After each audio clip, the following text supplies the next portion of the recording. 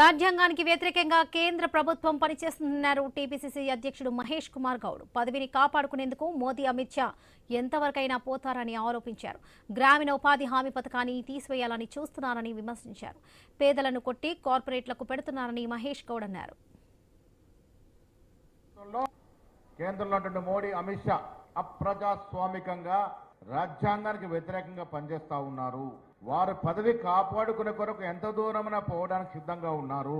దాంట్లో భాగంగానే ఇలా మన్రేగా కార్యక్రమం పెద్దలు సోనియా గాంధీ గారి నేతృత్వంలో ఆనాడు మన్మోహన్ సింగ్ గారు తీసుకొచ్చినటువంటి గొప్ప కార్యక్రమం Mahatma Gandhi national rural employment guarantee act 100 పని దినాలు బీదవాడికి ఇచ్చిన అవకాశం ఇస్తే ఆ మన్రేగా కార్యక్రమం గాంధీ మహాత్ముడి ఫోటో తీయడమే కాకుండా దాన్ని నీరుగార్చే ప్రయత్నంలో భాగంగా రాష్ట్ర వాటా, కేంద్ర వాటా విభజించి నిధులు లేకుండా చేసి ఆ కార్యక్రమాన్ని మూసే ప్రయత్నం చేస్తా ఉన్నారు.